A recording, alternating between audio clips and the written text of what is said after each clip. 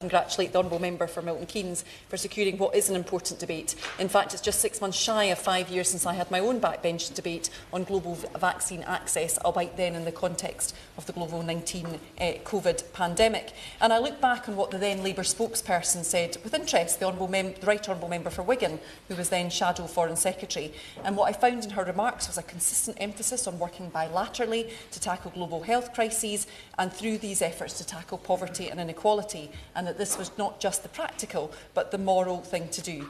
And I really hope we haven't forgotten what we should have learned from the COVID pandemic about how fast a disease can turn into a global threat, about how good health produces safe and secure countries, and about how terrifying it was to have to reckon with the realities of the pandemic in respects of all aspects of our lives. And I do hope the Government will be thinking about that as it approaches the spending review.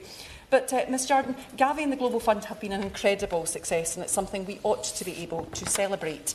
The UK has been a leading force in these efforts on the international stage, and this is something that we can be proud of. And it is something that bolsters our reputation, our standing, and it forms part of our global soft power.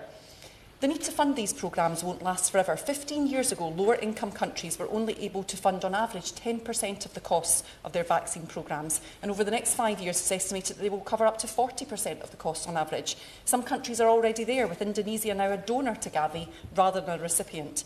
And let's not forget, Ms Jardine, that we need the world to be vaccinated. Disease knows no borders. Disease leads to poverty, which leads to global instability.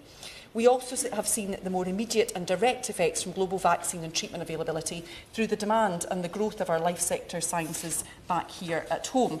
And I'd like the Minister to tell me that that isn't the sort of growth that this Government is looking for.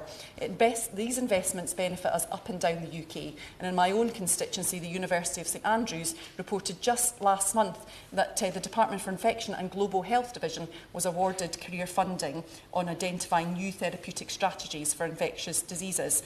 But, Ms Jardine, I've almost reached the end of my remarks, but I do have to mention the elephant in the room, the shrinking ODA budget. I have read the statistics, as others have here, that spending on Gavi and Global Fund gives some of the best financial returns on spending. And just a few weeks ago, I attended a meeting here in Parliament with the Chief Executive of the World Bank. He was clear that his role and that of his organisation is to create opportunities in the Global South to develop their economies and reduce emigration from them. And given the Government's other priorities, such as immigration, investing in multilateral ODA activities makes sense. So I really urge the Minister to look again at that cut, how long it is needed for, and that they will be engaging openly with the One Campaign's pre-action letter questioning legality of the current cut to point 3.